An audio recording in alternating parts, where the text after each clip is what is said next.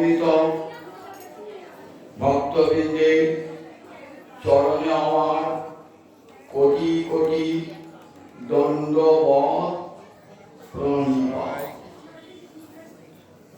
আজ পূর্ণা একাদশী তিথি। একাদশী তিথির নাম হরিবাসর তিথি। শ্রীমান মহাপ্রভু সনাতন গোস্বামী পাদকে যখন ভক্তি সিদ্ধান্ত বিষয়ে শিক্ষা দান করতেন, তখন 64 ভক্তি অঙ্গ যাজনের কথা বলে। এই 64 ভক্তি অঙ্গের মধ্যে দেখবেন একটি হলো একাদশী উপবাস। একাদশী অপর নাম হলো হরিবাসর। বাসর শব্দ অর্থ দিন। হরিবাসর মানে শ্রীহরির দিন, তার মানে শ্রীহরির সঙ্গে ভক্তের মিলনের দিন। শ্রীহরির সঙ্গে ভক্তের মিলনের দিন। এদিন ভগবানের সঙ্গে মিলনটা কেমন করে হবে? আমরা তো ভগবানের সঙ্গে অমিলিত অবস্থায়, বিযুক্ত অবস্থাতেই সারাটা জীবন কাটাচ্ছি। সারাটা জীবন ভগবানকে বাদ দিয়ে যত সুখ আমরা করি, ভগবানকে বাদ দিয়ে সব করি, সংসারে সব কর্ম করি। যাকে সর্বাগ্রে মনে রাখা উচিত ছিল, সেই ভগবানকে সর্বাগ্রে ত্যাগ করেছি। সর্বাগ্রে গোবিন্দ গীতায় বলেছে না, সর্বধর্মান পরিত্যাজ্য, সব ধর্মকে পরিত্যাগ, আমরা সব ধর্ম ত্যাগ করে দিয়েছি। সর্বধর্মই আমরা ত্যাগ করেছি, ভগবানকে পরিত্যাগ করে দিয়ে সর্বধর্মই ত্যাগ হয়ে গেছে। দেখুন তাহলে ভগবানের সঙ্গে মিলবো কেমন করে? শাস্ত্র বলেন, বলিকালের মানুষ তোমরা তো সর্বধর্ম ত্যাগ করে বসে আছো, সব ধর্মই ত্যাগ করে বসে আছো, কোনো ধর্মই করো না। একটি ধর্ম জানো, কেমন করে আহার নিদ্রা ভয় বংশ বিস্তার করতে হবে। এছাড়া তোমাদের আর কোনো ধর্ম না। পেট পুড়ে কোথায় আহারের ব্যবস্থা হবে, এই দিবারাত্রির চিন্তা। ক্লান্তি এলে নাগরিকা গিয়ে ঘুমবো কোথায় 6 ঘন্টা 7 ঘন্টা 8 ঘন্টা 10 ঘন্টা। আবার রোগ হয়ে যাচ্ছে, শরীরে রোগ দেখে ডাক্তারও বারবার আমার শরীরে ঢেকার উঠছে কেন, আমার কাশি হচ্ছে কেন, হাঁচি হচ্ছে কেন, তাদের বারবার মৃত্যু ভয়েতে কাঁপছে সবাই। আর দ্বার পরিগ্রহ করে সংসার বিস্তারের চেষ্টা। এই আর নিদ্রা ভয় বংশ বিস্তার, এই চারটে কার ধর্ম বলুন তো? এই চারটে পশুর ধর্ম। আহার নিদ্রা ভয় বংশ বিস্তার। মানুষ তো একটা পশু। মানুষ পশু হলো, মানুষ উচ্চ স্তরের পশু। কিসে? তার একটা গুণ বেশি আছে। কি গুণ আছে?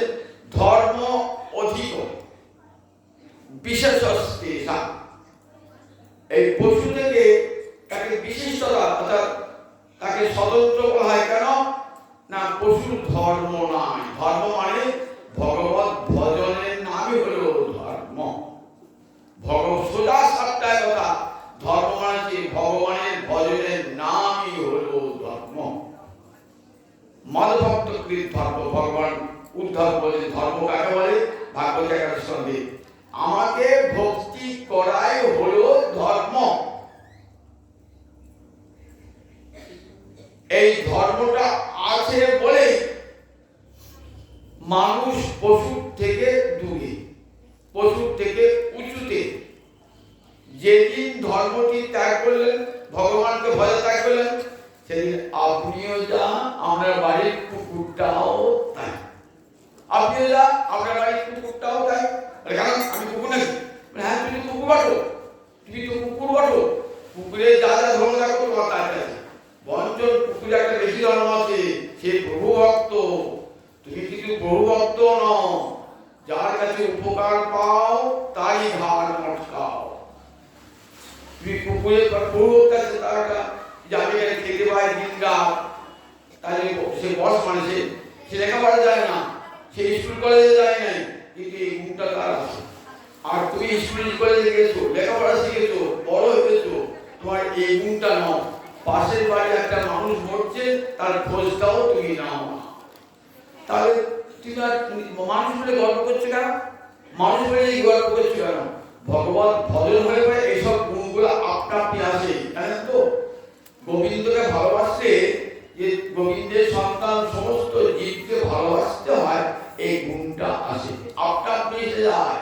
যে ভগবান ভজনহীন জন, সে কোনো গুণ তার নাই, সে নির্গুণ ফুল, তার কোনো গুণ তার নাই। ভগবানকে যে ভজন করে না, তাই ধর্মের হীনা প্রসিদ্ধি শোনা। তাই শাস্ত্র বলে উচ্চকণ্ঠে যে আমি ডাক্তার, আমি উকিল, আমি হাকিম, আমি ব্রাহ্মণ, আমি সন্ন্যাসী। বললেন কিসে? ভগবানকে কি ভজন করো না, কিসের সন্ন্যাসী? তুমি গেরুয়া কাপড় পরলে কেউ সন্ন্যাসী হয় নাকি? ভেগটা নিলেই কেউ সন্ন্যাসী হয় নাকি? না বাবাজি হয়? ভেগ পরলে বাবাজি হয় নাকি? বড় কোন সমাজে আমাকে বাবাজি হতো না, সন্ন্যাসী হতো না। ভগবানকে ভজন করুন, প্রাণ ভরে ভজন করুন। ঘরে থাকুন, যেখানে থাকুন, পোশাক যে কোনো পোশাক পরুন, তার কোনো ক্ষতি নাই। ভেগ নিতে হবে না, সন্ন্যাসী গেরুয়া পরতে হবে না। প্রাণ ভরে গোবিন্দকে ভালোবাসুন, এটাই মানবের সর্বশ্রেষ্ঠ ধর্ম।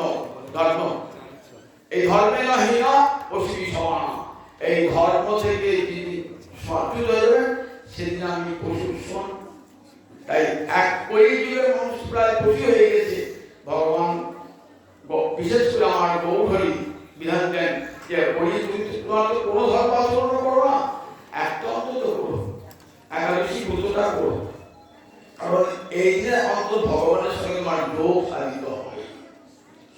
আমি উপবাস করছি, কিছু খাই নাই তো আজকে, এখন নিরম উপবাস করছি। আর কি করছো? তাস খেলছো, তাস খেলছো, আসলে তাস খেলছো, পরনিন্দা পরচর্চা করে বসছে আর খাও না। তাতে কি হয়েছে? তাতে আরো ভগবান আরো বেশি প্রসন্ন হবে নাকি?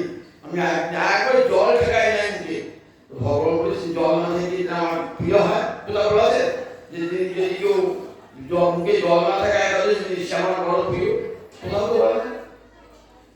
তাহলে ভগবান বলছেন দেখো আমি কোথায় থাকি? এই বৈকুণ্ঠে থাকি না, আমি যোগী হৃদয়ে থাকি না। না তিষ্ঠামি বৈকুণ্ঠে যোগিনাং হৃদয়ে নচ মদভক্তা যত্র গায়ন্তি তত্র তিষ্ঠামি নারদ। আমি বৈকুণ্ঠে থাকি না, কোন যোগী সন্ন্যাসী হৃদয়েও থাকি না। কোথায় থাকো তুমি? যেখানে আমার ভক্তগণ আমার গুণকীর্তন করে সেইখানে। তাহলে ভগবানকে কাছে বলে করবেন, তিনি ভগবানের নাম করবেন। আমার সপ্তাহে 15 দিনে ভগবানকে, মাসে 2 দিন পর্যন্ত ভগবানকে ডাকার সময় পাই না তো। একটা দিন একাদশী দিন, এদিন প্রাণ ভরে হরিনাম করবো, হরিকথা শুনবো। তাহলে কি হবে? গোবিন্দ আমার কাছে চলে আসবে।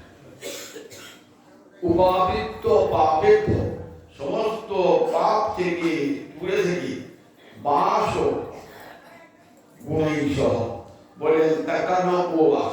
সমস্ত পাপ থেকে উপবৃত্ত হয়ে এই ভগবানের সঙ্গে একসঙ্গে থাকবো, এর নাম উপবাস। বাস মানে বাস করা।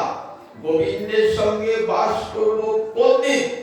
যেদিন ভগবানের নাম কীর্তনে আমার জীবনটা মুখরিত হবে। তাই একাদশী দিনটি হলো না সমস্ত পাপ থেকে মুক্ত হয়ে, মনের জাতীয় জটিলতা থেকে মুক্ত হয়ে এই দিন ভগবানের গুণকীর্তন করে তার কাছে থাকবো একটা দিন। একটা দিন জগৎপতি গোবিন্দকে কাছে পাবো একটি দিন। তাই এর নাম হল উপবাস। এই যে উপবাস শব্দের আসল অর্থ হচ্ছে পূর্ণ একাদশী বলে মহাপুর বলেন অন্তত মাসে 2টি একাদশী ব্রত করা হয়। কিছু করো না করো বলে 64 ভক্তি হবে, একটি অঙ্গ হল একাদশী উপবাস।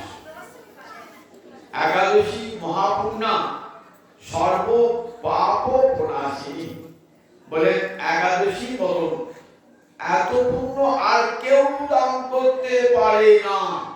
যত ব্রত আছে সব ব্রত করুন, সব ব্রতকে সব ব্রতের পুণ্য নিয়ে আসুন আর একাদশী পুণ্য আনুন, দেখবেন অন্য ব্রতের পুণ্য কোটি গুণ পুণ্য একাদশী ব্রতে।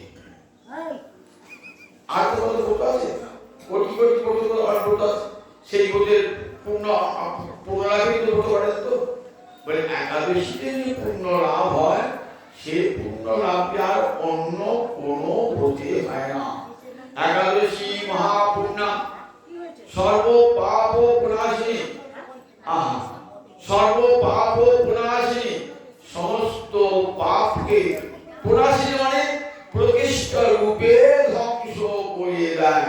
নাশিনী বলি তো একটা প্রসর্গ করিয়েছে, প্রকৃষ্ট রূপে একাদশী বলে সেদিন সব পাপ ধুয়ে মুছিয়ে দেয়। ভক্তেশ্চ দীপনি বিষ্ণু, এই একাদশীর গৌণ ফল, আমার পাপ বিনাশটা একাদশী গৌণ মানে কি বলছি অপ্রধান ফল, আপনার কি হয়ে যায় ওটা যদি চেষ্টা করতে হয় না, কিন্তু মুখ্য ফলটা কি ভক্তেশ্চ দীপনি, হরি ভক্তি উদ্দীপন হয় একাদশী ব্রত করলে পারে।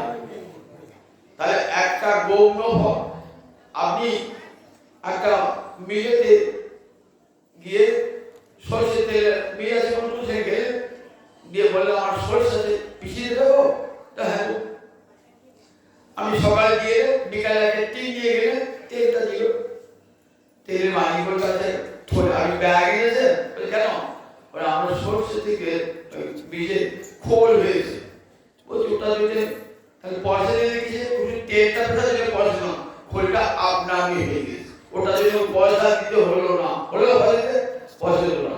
তাহলে গৌণ ফলটা ঠিক এইরকম, আপনি একাদশী ব্রত করেন তো পুণ্যটা আপনারই চলে, পাপটা আপনারই ধ্বংস হয়ে গেল, তাহলে চেষ্টা করতে হলো না, প্রায়শ্চিত্ত করতে হলো না, লাভটা কি হবে সরিষার তেল পাওয়ার মতন গোবিন্দ চরণে অমলা ভক্তি লাভ হয়ে গেল। পরমার্থ প্রতিপ্রদা, অর্থ রোজগার করেন তো সকাল থেকে সন্ধ্যা পর্যন্ত, কত টাকা হবে গুনছেন দিন রাত, ব্যাংকে কত টাকা হিসেব রাখছেন তো, অর্থ চেষ্টা করি, কিন্তু পরমার্থ সেটা তো চেষ্টা করলাম কি করে রোজগার করতে হয়, বলে একাদশী ব্রত করো তাহলে কি হবে, অন্ন ব্রত করলে কি হবে, লক্ষ্মী পুজো করলে টাকা হবে, ধন হবে, অর্থ হবে, আর একাদশী ব্রত করলে কি হবে পরমার্থ হবে, যে অর্থ দিয়ে গোবিন্দের কাছে যেতে পারবেন। পরমার্থ প্রতিপ্রদা, পরমার্থ দান করবি, এই জগতে টাকা নিয়ে তো গোবিন্দের কাছে যাওয়া যাবে না, তবে এই জগতে কোটি কোটি টাকা দিয়ে গোবিন্দের কাছে যেতে পারবেন, কিন্তু পরমার্থ থাকে একবারে গোবিন্দকে একবার প্রেমে চেপে চলে যাবেন গোবিন্দের কাছে। দেখেছেন তো এই জগতে প্রেমে চেপে টাকা নিয়ে কোথায় যাবেন, আপনি দিল্লি যাবেন না অন্য বিভিন্ন জায়গায় যাবেন, আর যদি পরমার্থ করেন তাহলে একবারে স্বর্গ থেকে বিমান আসবে, একবারে বৈকুণ্ঠ থেকে রথ আসবে, আপনাকে নিয়ে চলে যাবে। তাহলে একাদশী ব্রতের এত মহামহিমা, একাদশী মহাপুণ্যা সর্ব পাপ প্রণাশী। আমরা কত ব্রত করি কিন্তু একাদশী ব্রত করতে অনেকেই লজ্জা, কি আশ্চর্য হয়। আবার কেউ কথা দিবেন একাদশী শতবার একাদশী করে বেশি করে মাছ খাবি ওই দিন, তাহলে স্বামী বেঁচে থাকবে অনেকদিন। দেখেছেন তো পল্লীগ্রামে আমরা কাটোয়া থেকে বুঝতে পারেন না, কাটোয়ার বাইরে নামটা বলতে দেখবেন শতবার একাদশী করে, শতবার একাদশী করে, শতবার একাদশী স্বামী বলে যাবে তো বলেন দেখাও ঠাকুর তুই তো পণ্ডিতি করছো, শতবার একাদশী করে স্বামী বলে যায়, আমার শাস্ত্রের প্রমাণ দিতে পারবে? শাস্ত্র জানে না, মুখে মুখে মন গড়া শাস্ত্র, মন গড়া শাস্ত্র বলে দেয়, কারণ একাদশী বিধবারাই করে আমাদের হয়ে আসে, তাই শতবার করলে স্বামী বলে যাবে। যদি জিজ্ঞাসা করে পণ্ডিত দেখাও একাদশী ব্রত করলে স্বামী বলে যাবে এমন কোন শাস্ত্র প্রমাণ আছে? কয়টা করবো যে শাস্ত্রের প্রমাণ দেখা করবো না, একটি শাস্ত্র প্রমাণ দেখাতে পারবো না, বরং আপনি উল্টে শাস্ত্র দেখাবেন। বলে দেখো শাস্ত্রে কি বলেছে, পুত্রের সঙ্গে পত্নীর সঙ্গে বসে একাদশী ব্রত উভয় পক্ষে একাদশী ব্রত করবেন। সপুত্রস্য সভার্যস্য স্বজনই ভক্তি সংযুত একাদশ্যাং উপবাসে পক্ষয় উভয়। অর্থ নাকি সপুত্রস্য মানে পুত্রকে নিয়ে, সভার্যস্য মানে ভার্যাকে নিয়ে, নিজের পত্নীকে নিয়ে, স্বজনগণ যারা আপনার নিজজন কাছে যাকে ভালোবাসেন তাকে ইসলামের একাদশী করতে হয়।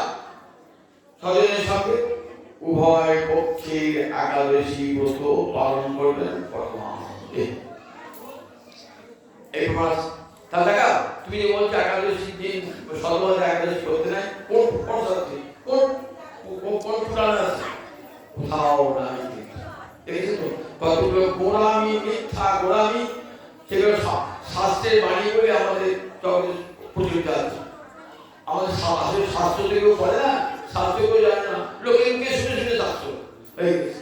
তাই পূর্ণ মহাপূর্ণ একাদশী ব্রত, একাদশী ব্রত মহাপূর্ণ। এই নিত্য ব্রত কি আমাদের যত বৈদিক কর্মে, সমস্ত বৈদিক কর্মের তিনটে ভাগ আছে, নিত্য, নৈমিত্তিক, কাম্য। কাম্য কাকে বলে? কামনা করে যে কাজগুলি করি তাকে বলে কাম্য কর্ম। সরস্বতী পুজো করি, লক্ষ্মী পুজো করি, ঘরে ঘরে লক্ষ্মী পুজো করি, মনসা পুজো করি, এগুলো কি সব কামনা।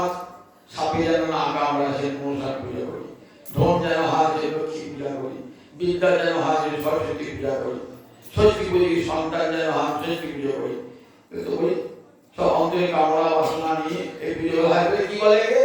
কাম্য কর্ম। কাম্য কর্ম। এই কাম্য কর্মের ফল কেমন? সামান্য ফল, কষ্ট বেশি, ফল সামান্য। পর্বতে মুশিক প্রসব, বহু কষ্ট করলেন, ফল সামান্য এবং ফলটা থাকবেও না। গীতায় বলা দেখবেন যে এই ফল থাকেও না, আজ আছে কালে। লক্ষ্মী পুজো করে ধন পেলেন তো, ধনটাকে থাকবে না, ওই সত্য থাকবে না। সরস্বতী পুজোকে বিদ্যা পেলেন তো, বিদ্যাটাও থাকবে না, মৃত্যুর সঙ্গে সঙ্গে বিদ্যাটাও চলে যাবে। তাহলে যে ধনগুলো থাকে না, বুড়ো বয়সী বিদ্যে সব ভুলে যায় মানুষের, তাহলে যে বিদ্যা থাকে না, তাহলে কাম্যকর্মের ফল অনিত্য, মানে নিত্য নয়। আর কথা নৈমিত্তিক, বাবা মরেছে শ্রাদ্ধ করতে হবে, মা মরেছে শ্রাদ্ধ করতে হবে, এগুলো কি বলে? নৈমিত্তিক, অর্থাৎ কোন নিমিত্ত কারণ উপস্থিত হলে যে কর্ম করি তাকে বলে নৈমিত্তিক কর্ম। তাহলে দুটো বলতে একটা কাম্য কর্ম, একটা নৈমিত্তিক কর্ম, আর একটা কর্ম হচ্ছে নিত্য কর্ম। এটাই আমাদের প্রত্যেক দিন করণীয়। নিত্য মানে প্রতিদিন, প্রতি মাসে, প্রতি সপ্তাহে, প্রতি বছর এই কর্মগুলো করতে নিত্য কর্ম। একাদশী এইভাবে একটি নিত্য কর্ম। কাজে কাজে বলে ব্রাহ্মণ, ক্ষত্রিয়, বৈশ্য, শূদ্র, ব্রহ্মচারী, গৃহস্থ, বনবাসী, বানপ্রস্থী, বলেন চারি আশ্রম এবং চারি বর্ণের সকলে। একটু বসুন না,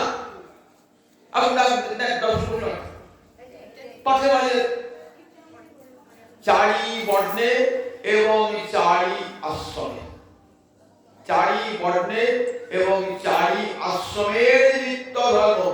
কেউ যদি বলেন আমি সন্ন্যাসী হয়ে গেছি, আমার একাদশী প্রয়োজন নাই, বলে না, শাস্ত্র বলেছেন চারি বর্ণে চারি আশ্রমে একাদশী ব্রত কর্তব্য। তাহলে নারী পুরুষ ভাগ আছে? না, বলেন দেখো 8 বছর বয়স হতে 80 বছর বয়স পর্যন্ত প্রতিটি নর নারীর কর্তব্য। ব্রাহ্মণ, ক্ষত্রিয়, বৈশ্য, শূদ্র, প্রতিটি নর নারীর কর্তব্য একাদশী ব্রত পালন। নরেরাও করবে, নারীরাও করবে। নর নারীর সমান ধর্ম, নর নারী, কাজে নরেরাও করবে, নারীরাও করবে। নারীকে কোথাও অধিকারচ্যুত করা হয় নাই। শাস্ত্রে কি বলে জানো? যত্র নার্য পূজ্যন্তে তত্র দেবা রমন্তে।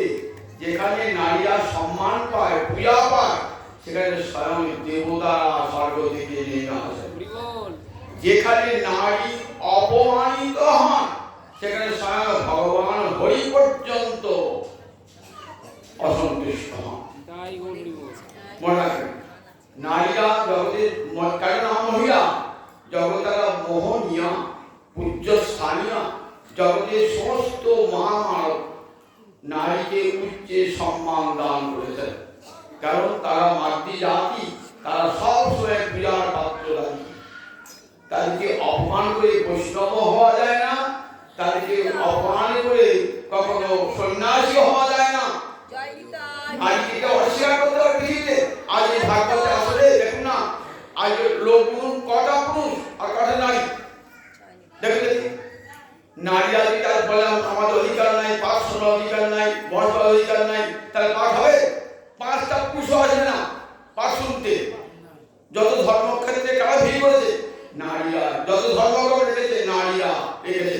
গৃহের শান্তি বজায় রেখেছে নারীরা। তাহলে যারা শান্তির প্রতীক, যারা পবিত্রতার প্রতীক, যারা ধর্মের প্রতীক, সেই নারীকে অপমান করে কেউ বাবাজিও হতে পারে না, কেউ সন্ন্যাসীও হতে পারে না, কেউ বৈষ্ণব হতে পারে না। দেখেন কোন বছর শাস্ত্রে কোথায় নারী অধিকার নাই? নারী পৃথিবীর অর্ধেক নারী, সমান অধিকার তার সর্বত্র। বেদে দেখেন আর 7-8টা নারী বেদ মন্ত্রে প্রবক্তা বলে বেদ নারী অধিকার নাই, বেদ ওঙ্কার উচ্চারণ করতে হবে না। মেয়েরা কোথায় আছে? কোথাও নাই যে মেয়েরা ওঙ্কার উচ্চারণ করতে, ভগবানের নাম ওঙ্কার উচ্চারণ করো না। যে পাড়ায় একজন পণ্ডিত না, তোদের নম বলবে। আচ্ছা পণ্ডিত গোসাই, ওঙের অর্থ আর নম অর্থ কি আয় নাকি? বলুন তো, আপনি শাস্ত্র পড়েছেন, বেদ পড়েছেন? ওঙ্কার হলো ভগবানের নাম আর নম মানে তো প্রণাম। তাহলে দুটোর অর্থ কি এক হলো? তাহলে ওঙ্কারটা ভগবানের নাম, আমি নারী হয়ে জন্মেছি বলে ওঙ্কারটা করতে পারবো না, নাম করতে পারবো না? ভগবানের নাম করার সহজিকার। নারী পুরুষ সবই তো ভগবানের সন্তান, করতে পারবো না? কোথাও বলা নাই, এগুলো গোড়ামি মিথ্যাচার। ওঙ্কার ভগবানের নাম সবাই করতে পারেন, ব্রাহ্মণ বৈষ্ণব। আবার তুই ব্রাহ্মণ নয়, তুই ক্ষত্রিয়, তুই বৈশ্য, তুই শূদ্র, তুই ওঙ্কার উচ্চারণ করতে হবে না। কোথাও কিছু বলা নাই শাস্ত্রে। আমি নিজে বেদ পড়া ছাত্র, বেদ পড়া ছাত্র, বিশ্ববিদ্যালয়ে বেদ পড়েছি। দেখুন কোথাও বলা নাই যে ওঙ্কার মেয়েরা উচ্চারণ করতে পারে না, ওঙ্কারের পরিবর্তে নম বলবে তারা, কোথাও নাই। এই গ্রাম্যগত অপণ্ডিত পণ্ডিত সেজে নিজেদেরকে পণ্ডিত ভেবে এই বিধানগুলি দেয়। আর অধিকাংশ সংস্কৃত ভাষা বেদ শাস্ত্র পড়ে না, ওই কি মেনে না। আমার বাড়ি পুরীত বলেছে, অমৃত বলেছে, সবাই মেনে না। কিন্তু আজকের যুগে মেয়েরা লেখাপড়া শিখেছে, এগুলো সব ভালো করে অনুসন্ধান করে জানবেন। কোথাও পাওয়া হয় না যে মেয়েদের বেদের অধিকার নাই, ওঙ্কার উচ্চারণ অধিকার নাই, ধর্মক্ষেত্রে তাদের অধিকার নাই, বরং তাদের পূর্ণাধিকার। পূর্ণাধিকার আপনারা জানেন তো, খেতুরিতে বৈষ্ণব সম্মেলন হয়েছিল, জানেন কেউ? জানেন না?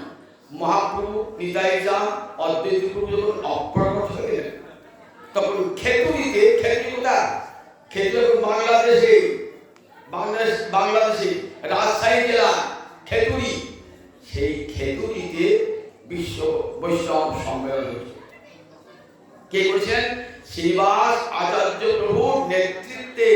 নাম শুনেছেন শ্রীনিবাস আচার্য? জাতি গ্রামে শ্রীনিবাস আচার্য, যাকে মহাপ্রভুর দ্বিতীয় কলেবর বলা হয়, সেই শ্রীনিবাস আচার্য। আর কে? নরোত্তম ঠাকুর, নাম শুনেছেন? নরোত্তম ঠাকুর, খেতুরি নরোত্তম ঠাকুর, রাজার ছেলে নরোত্তম ঠাকুর। আর নরোত্তম ঠাকুর, খেতুরি নরোত্তম ঠাকুর, শ্রীনিবাস আচার্য। আর উড়িষ্যার শ্যামানন্দ, চাষার ছেলে বাবুনাথ শ্যামানন্দ, অদ্বৈত প্রভুর শ্যামানন্দ হয়েছিলেন। এদের নেতৃত্বে কি হয়েছিল? বিশাল বৈষ্ণব সম্মেলন। সেই সম্মেলনে নেতৃত্ব দান করেছিল কে? বসে সেই সম্মেলনে সভাপতি একটা পদ আসন থাকে, তো সেই সভাপতি আসনটা কে করেছিলেন? মা জাহ্নবা, নিত্যানন্দ পত্নী মা জাহ্নবা সেই সভানেত্রী হয়েছিলেন। গোটা সভাটা পরিচালনা করেছিলেন তিনি। বৈষ্ণব জগতে দেখেছেন তো ওই মা জাহ্নবা আর শ্রীনিবাস আচার্যের কন্যা হেমলতা ঠাকুরানী আর বীরচন্দ্র পত্নী নারায়ণী দেবী সমগ্র বৈষ্ণব সমাজকে নেতৃত্ব দান করেছিলেন নারীরা। তাই নারীরা কখনোই অচ্ছুত নয়, তারা দূরে সরে যাওয়ার নয়, তারা নারী ধর্মকার্য হবেই না, ধর্মকর্ম হবেই না। তাই শাস্ত্রে যত্র নার্য পূজ্যন্তে তত্র দেবা রমন্তে, যেখানে নারীরা সম্মান পায় সেখানে দেবতারা আনন্দ করেন। আর যেখানে নারীরা নির্যাতিত হয়, যে গৃহে যে সংসারে যে আশ্রমে বলেন ধ্বংস হয়ে যায়, ধ্বংস হয়ে যায়। যে বাড়িতে নারী নির্যাতন হয় দেখবেন সে বাড়ি ধ্বংস বিনষ্ট হয়ে যায়। কারণ স্বয়ং লক্ষ্মী দেবী সেই নারী থেকে সেই বাড়ি থেকে চলে যান, যে দেখ আমারই জাত নারী, তাকে তুই অত্যাচার করছিস, তোর গৃহে থাকবো না। যে গৃহে নারী নির্যাতন হয় সে গৃহে লক্ষ্মী দেবী পর্যন্ত থাকে না। লক্ষ্মী না থাকলে গোবিন্দ থাকে না। যেখানে লক্ষ্মী সেখানে গোবিন্দ, যেখানে লক্ষ্মী থাকে না গোবিন্দও থাকে না। তাহলে নারীরা বলে দেখো একাদশীতে নারীর অধিকার, সবার অধিকার। ব্রাহ্মণ, ক্ষত্রিয়, বৈশ্য, শূদ্র, 8 বৎসর বয়স হতে 80 বৎসর বয়স পর্যন্ত সমস্ত নরনারী একান্ত কর্তব্য। বিয়ে হয় নাই অবিবাহিতা বলে তারাও একাদশী ব্রত পালন করবে। মহাপ্রভু জননী তখন জগন্নাথ মিশ্র প্রকট। মহাপ্রভু বলছে মাকে, মা একটা আমার প্রার্থনা সঙ্গে বল। তাহলে মা একাদশীতে কখনো অন্ন খাইল, মা একাদশীতে অন্ন খাও না। বলে বেশ, আজ একাদশীতে অন্ন খাবো না। দেখেছো তো জগৎকে শিক্ষা দিলেন। মহাপ্রভু জননীর একাদশী ব্রত পালনের কোনো প্রয়োজন ছিল না, ভগবানের একাদশী ব্রত পালন ছিল না। কিন্তু জগৎকে শিক্ষা দেওয়ার জন্য ভগবান মানুষের নতুনই বলে হ্যাঁ একাদশী ব্রত করো। ভগবানের গুরুকরণ করেছেন সব, কেন? জগৎকে শিক্ষা দান করার জন্য। ভগবান জগৎগুরু বন্দে কৃষ্ণাকে জগৎগুরু, তিনিও গুরুকরণ করেছেন। এখানে মন্ত্র নিয়েছেন, কৃষ্ণ মন্ত্র নিয়েছেন, কৃষ্ণের উপনাম হয়েছে, কৃষ্ণ 34 পাঠে পড়তে গিয়েছেন। সব শুধু নরলীলার অনুকরণ করবার জন্য, যাতে সবাই আমাকে দেখে আপনি আচরণ ধর্ম জীবের শিখায়। আমি নিজে আচরণ করে জগৎকে শেখাবো। মাস্টার মশাই অনেক লেখাপড়া শিখেছেন, এ পাস করছেন, কিন্তু অ আ ক খ থেকে বলছেন কেন? আমি অ বলে আমার ছাত্রটাও অ বলবে, আমি ক খ বলে আমার ছেলেটাও ক খ বলবে, 2 আঁকে 2, 3 আঁকে 3 আমি বলতে পারি, আমার ছাত্রটাও বলবে। ঠিক তেমনি করে এরা জগৎকে শিক্ষা দেওয়ার জন্য এসেছে। আজ এক পরম পুণ্যাতিথি নিতাইগৌর বাবাজি তিরোভাব মহোৎসব। দেখো সেই সামান্য হরিকথা স্মরণপূর্ণ, আবার একাদশী তিথি, আবার নিতাইগৌর বাবাজি মহারাজের তিরোভাব তিথি। শ্রীমদ্ ভাগবতের যে ধর্মকথা শুনতে এসেছেন, সেই ধর্মটা যে অন্য ধর্ম থেকে স্বতন্ত্র পৃথক, এটা ভালো করে জানতে হবে। শুধু তিলক মালা বললে হবে না, আমি যে ধর্মটা আচরণ করছি সেই ধর্মটা কত বড় যদি না জানেন না, ভালোবাসা আসবে না, ভালোবাসা আসবে না। মনে হয় জগতে আর 5টা ধর্ম যেমন আছে, বৈষ্ণব ধর্ম, ভাগবত ধর্ম এইরকম। সেই শ্রীমদ্ ভাগবতের প্রারম্ভে কি বলে? ধর্ম প্রতিষ্ঠিত করিতব অত্র পরম নির্মৎসরাণাং সদাং বেদং বাস্তব অত্র বস্তু শিবদং তাপত্রণমূলং। শ্রীমদ্ ভাগবতী মহামুনি কৃতি কিংবা অপরে ঈশ্বর সত্য হিত বরুদ্ধতি পৃথিবী সুষুবি স্তত্র। কি সুন্দর কথা! কি আমি মানে ভেঙে ভেঙে বলা, অর্থটা ভেঙে ভেঙে বোঝাই। দেখুন কোন ধর্মের অনুসরণ করছেন আপনারা। অনেকে বাবাজি মহারাজের অনেক গৃহীত আছেন, আবার অন্যান্য মহারাজদের গুরুদের অনেক গৃহীত আছেন। সবাই তো ভক্তি অঙ্কুশ আচরণ করছে সবাই। আর ভাগবত সূত্রে যারা আছেন তারা সবাই তো ভাগবত ভক্ত। তা যে ভাগবত ধর্মের কথা শুনতে এসেছেন, সেই ভাগবত ধর্ম কত উঁচুতে একবার দেখো। ধর্ম প্রচিত কৈতব অত্র পরম, বলেন এই ভাগবত ধর্মটা পরম ধর্ম। যদি ব্যাসদেবকে জিজ্ঞাসা করে, ব্যাসদেব তুমি তো বেদ ভাগ করেছো, শাস্ত্রখানা পুরাণ লিখেছো, মহাভারত রচনা করেছো, বেদান্ত দর্শন রচনা করেছো, আবার একটা গ্রন্থ লেখবার কি প্রয়োজন ছিল? এত গ্রন্থ ভালো মানুষ একটা গ্রন্থই পড়তে পারে না, আবার এত গ্রন্থ এটা লেখা কি ভাগ্য লেখা কি করেছিল? বলে প্রয়োজন ছিল? আমি তো অন্তরে তৃপ্তি পাই না। কারণ চিন্তা করেন, আমি পরম ধর্মের কথাটা লোককে শোনাতে পারি না, পরম ধর্মের কথা। তাহলে অন্যান্য শাস্ত্রে ধর্মের কথা বলেছি, আর শ্রীমদ্ ভাগবতে পরম ধর্মের কথা বলেছি। পরম মানে কি বলতে? চরম, যার উপরে কিছু ভগবানকে খাওয়াচ্ছেন। তো কি কি খাওয়াচ্ছেন? এমনি পক্ষান্ন খাওয়াচ্ছেন, যুগলান্ন খাওয়াচ্ছেন, পুষ্পান্ন খাওয়াচ্ছেন, সবই দিয়েছেন, কিন্তু একটি জিনিস দেন নাই, ভগবানের ভোগ হলো না। ভগবান ভোগ কি বলেন দেখি? পরমান্ন যদি না দেন না, ভগবানের ভোগ হবে না। বিনা পরমান্নে ভগবানের ভোগ হয় না। আমি পুষ্পান্ন করেছেন, যুগলান্ন করেছেন, অনেক কিছু করেছেন, কিন্তু পরমান্ন কি হবে? কি যে ভগবানের অতীব প্রিয়। তাই ভাগবত ধর্ম পরমান্নের মতো ভগবানের অতীব প্রিয়। কেন ভগবানের প্রিয়? বলে জগতে যারা পরমহংস যারা, তাদের প্রিয় ধর্ম এই ভাগবত ধর্ম। পরমহংস কালীকে বলে, আর হংস কালীকে বলে। দুধে জলে মেশানো থাকলে দুধটা খেয়ে নেয় হাঁস, তার মানে সার মেশানো আছে, অসার মেশানো আছে। সারটাকে খেয়ে নিল, অসারটা পড়ে। এই হাঁস হংস জ্ঞানী, কোনটা সার কোনটা অসার বুঝতে পারে, কোনটা সত্য কোনটা মিথ্যা, কোনটা বাস্তব বস্তু কোনটা অবাস্তব বস্তু, এটা বুঝতে পারে কে? জ্ঞানী ব্যক্তিরা। তাই অসারটাকে ত্যাগ করে সারটাকে গ্রহণ করে, তাই তাকে হংস বলা হয়। আর পরমহংস সারা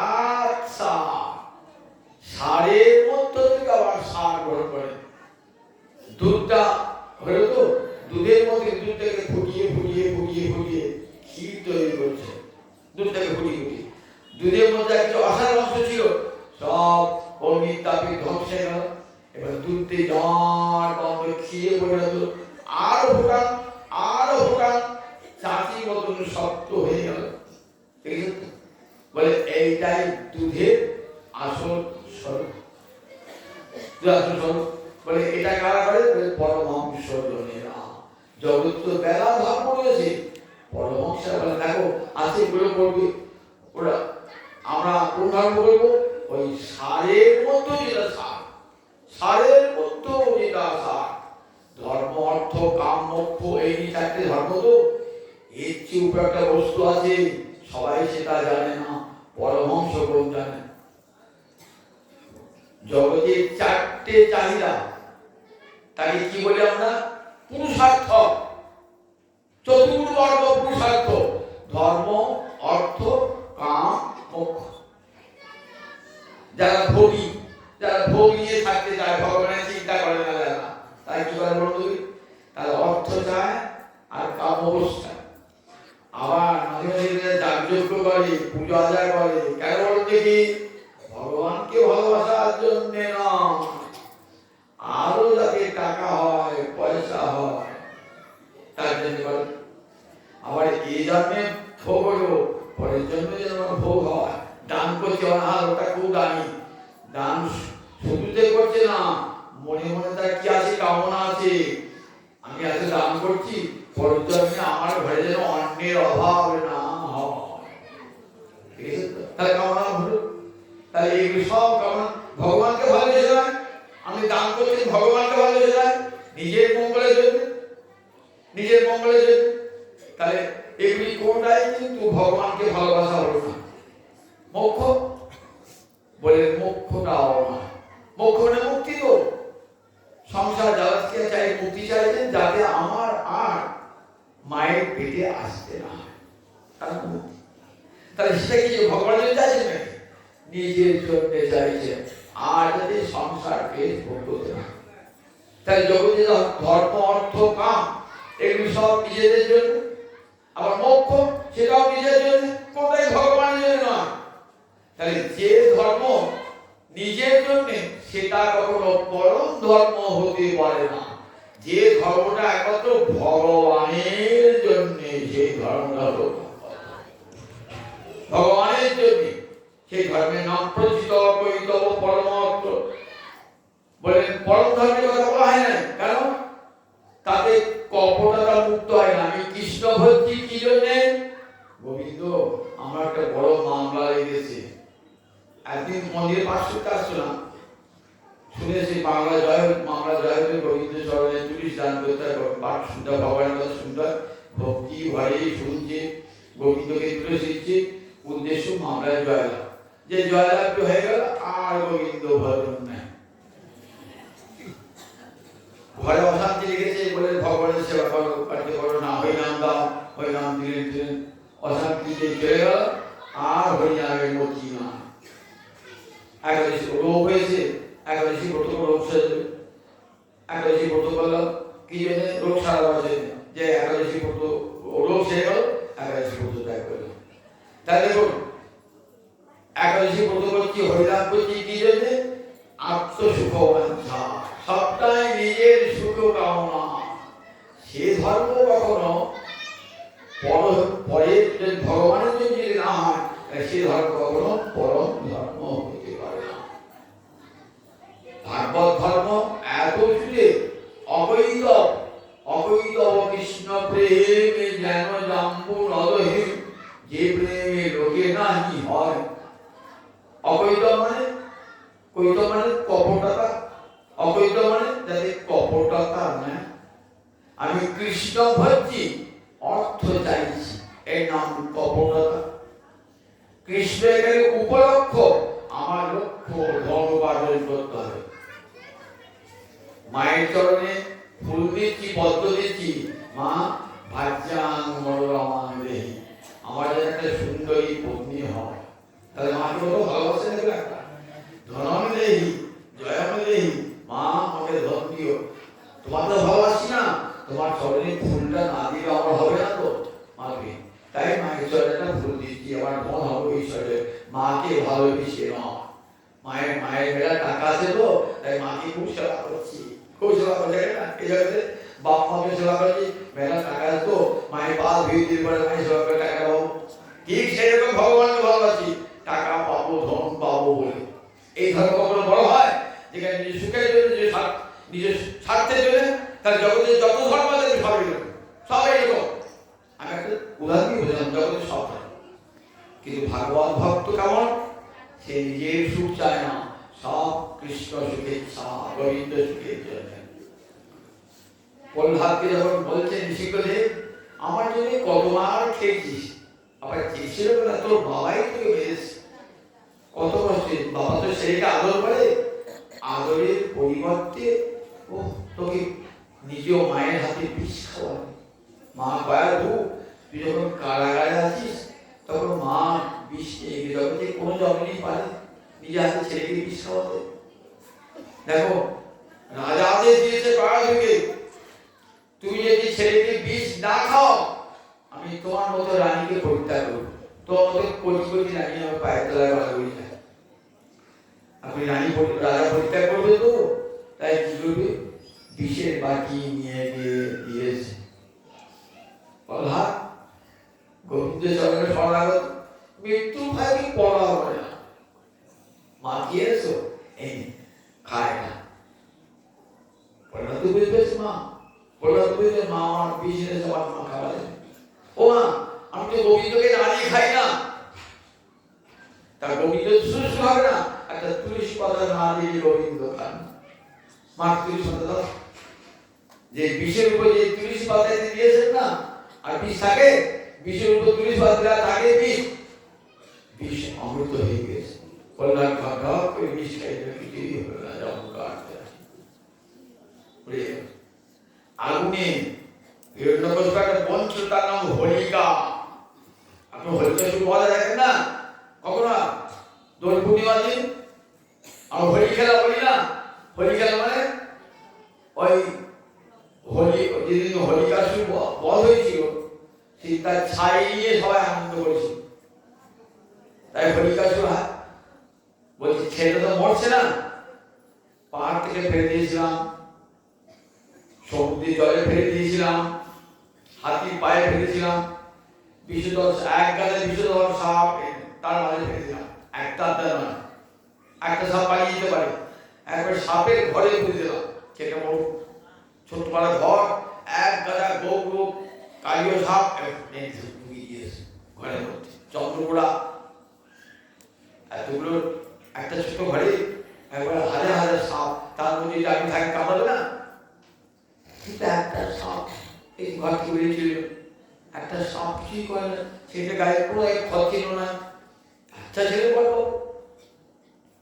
হাতি না, হাতির পালের মধ্যে ফেলে পাগলা হাতি কোন থেকে ধরিয়ে না, পাগলা হাতি ধরিয়ে এরকম থেকে হাজার হাজার পাগলা হাতি চুরে পড়ে, পাগলতে থেকে চুরে পড়ে। ও বাবা, হাতি তো সুর দিয়ে গাটা ভালো করে চেটে দিয়ে, হাতি সুর দিয়ে চরণটা প্রণাম জানিয়ে হাতিকে সব ফেলে, সে তো মরছে। পাহাড় থেকে ছিঁড়ে ফেলে উঁচু পাহাড় থেকে, মাউন্ট এভারেস্ট ফেলে ওকে ফেলে দিতে, মাউন্ট এভারেস্ট কেউ বড় পর্বত সেখানে দেখবে ফেলে ফেলে কোথায় দেখছে কে যেন পড়ে ধরে আসে, কিছুই হলো না। সমুদ্রের জলে কাঠে বাস করে সমুদ্রের জলে ফেলে, কাঠে বাস করে জলে ফেলে বাস করে ভাস হয়ে থেকে লাগলো, বলে হাতে মিশে গেল। কোনো কিছুতেই তো বলভাগ মরছে না, মরবে না। বললেন হরিকাসুর বলে শেষ করে বলেন, দেখ হরিকা, এক কাজ কর, তুই তো আমার বোন, দেখ আমি তোকে টাকা পয়সা যা চাইস তাই দেবো, আমার তো মেলা টাকা, তুই দেখ তোর একটা ক্ষমতা আছে, কি ওটা আগুনে মাঝে পড়লো, অগ্নি তোর অঙ্গ দহন করতে পারে, তুই আমার এই ছেলেটাকে করে ধরে বস, ছেলেটাকে বস, আমি আগুন জ্বালিয়ে দেবো, তুই বেরিয়ে চলে আসবি, ছেলেটা পুড়ে পড়বে। আগুন লাগিয়ে দিল, হোলিকা কোলে ছেলে বসলো, হোলিকা পুড়ে মরে ছাই, আর প্রহ্লাদ বেরিয়ে চলে এলো।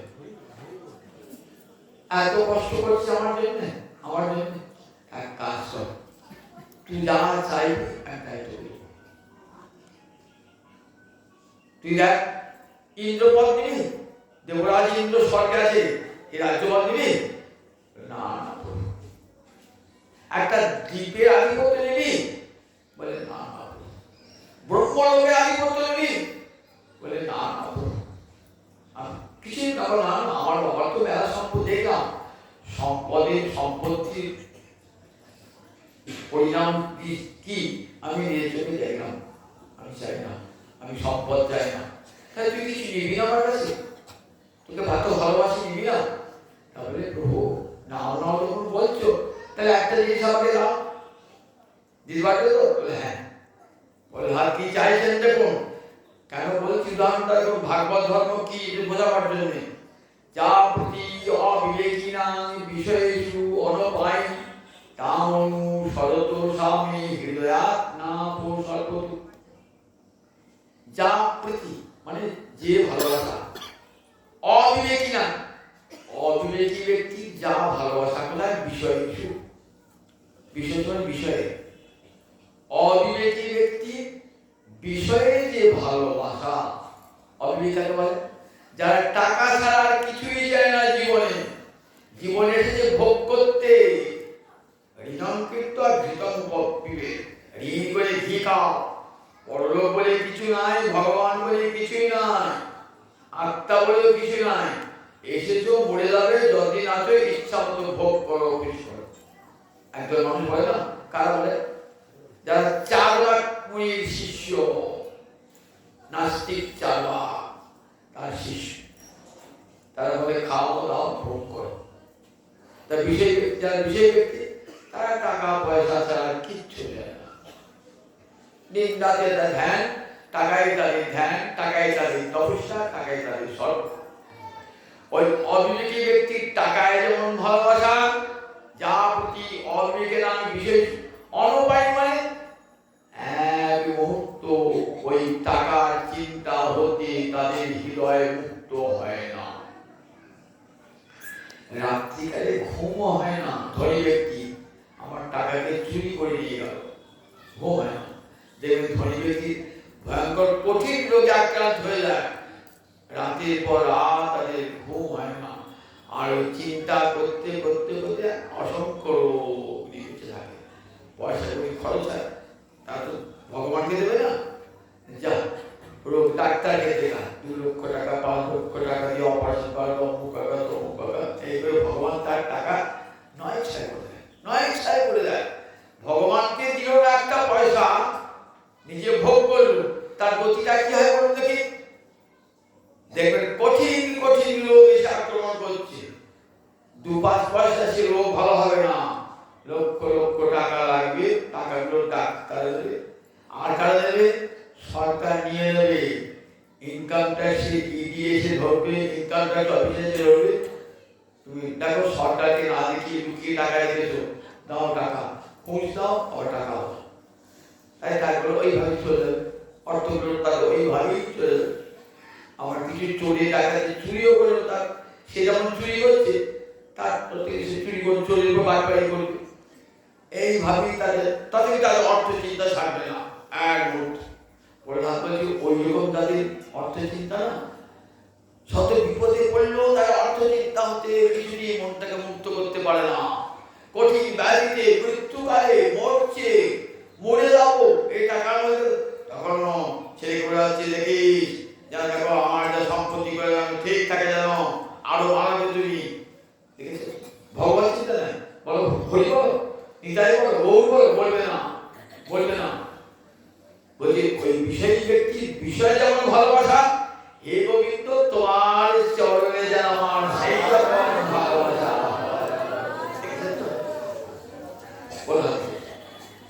ওই বিশেষ ব্যক্তি আমার রাত দিন টাকা টাকা ধ্যান করছে, আমি যেন রাত দিন তোমার চরণ ধ্যান করি। তামং শরদ স্বামী হৃদয়াত না প্রসন্ন।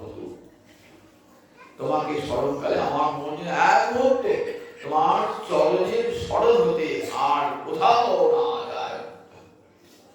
তাহলে দেখছেন ভাগবত অন্য ধর্মের সঙ্গে ভাগবতের কত পার্থক্য। অন্য ধর্মের সঙ্গে বলছেন আমি কোন সারা জীবন নিবি যাচ্ছি না, নিলে পারে কি হয়, ভালোবাসায় যদি হেতু থাকে তাহলে সেই ভালোবাসা কেমন হয় বলুন দেখি। সেই ভালোবাসা নির্মল ভালোবাসা থাকে না, সেই ভালোবাসা নির্মল থাকে না যে ভালোবাসায় চাওয়া থাকে।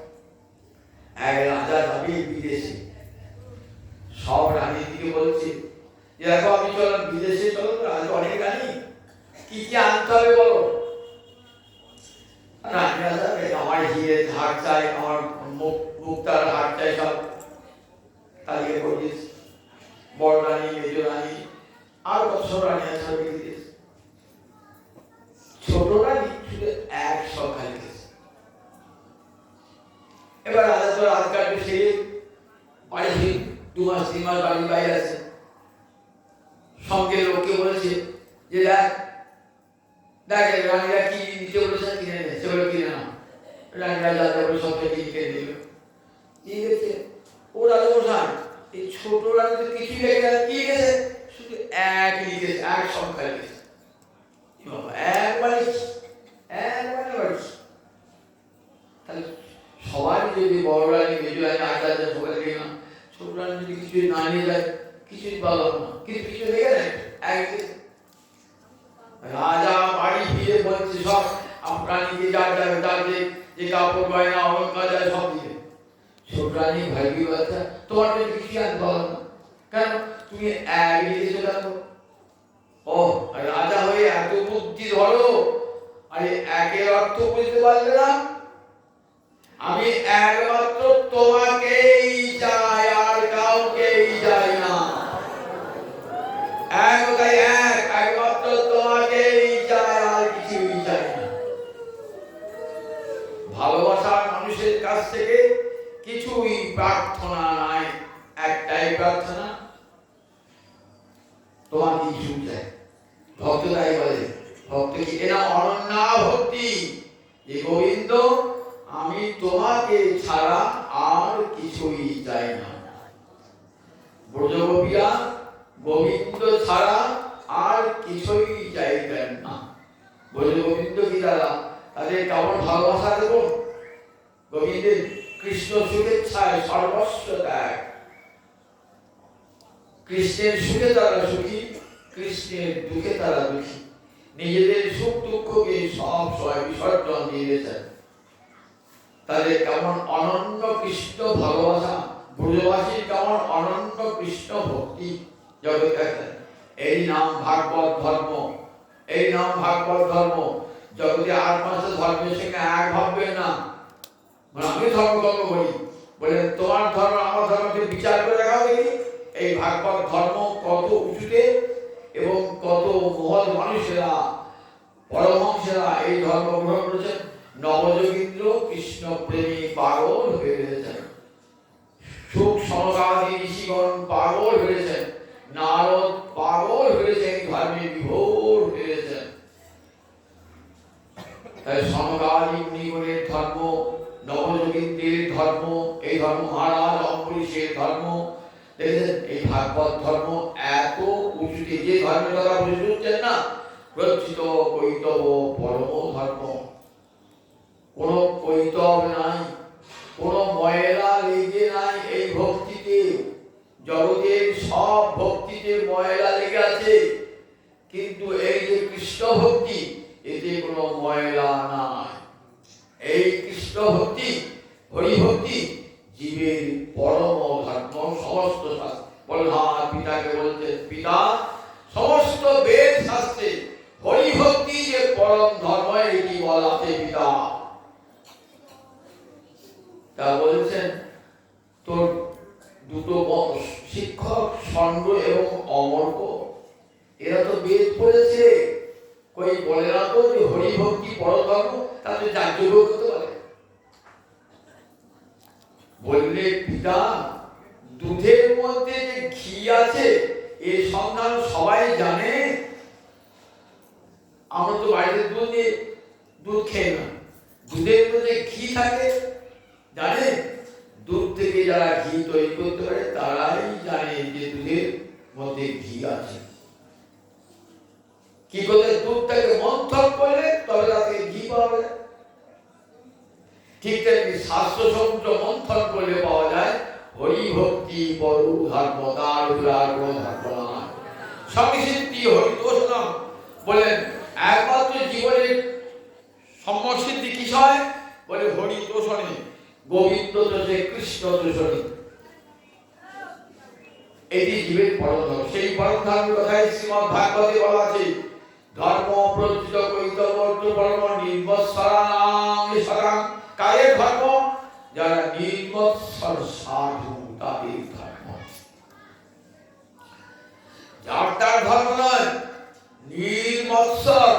নির্মৎসর মানে মাৎসর্যবিহীন। মাৎসর্য একটা রিপু, রিপু মানে শত্রু। কাম, ক্রোধ, লোভ, মোহ, মদ, মাৎসর্য। কাম, ক্রোধ, লোভ, মোহ, মদ, অহংকার আর মাৎসর্য। মাৎসর্য মানে পরের উৎকর্ষকে যে দেখতে পারে না। একজন বড়লোক আর একটা বড়লোকের উৎকর্ষ উন্নতিকে দেখতে পারে না, মনে মনে হিংসা হয়।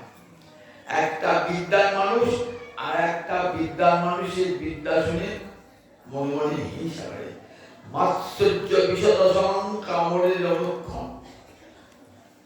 মাইকেল মধুসূদন আত্মবিলাপ কবিতায় বলছেন, ওরে বাবা এই ভয়ঙ্কর বিষদশং, মাৎসর্য বিষদশং, কামড়ের অনুক্ষণ। সবসময় কামড়ি করে, সাপের মতো সবসময় কামড়া।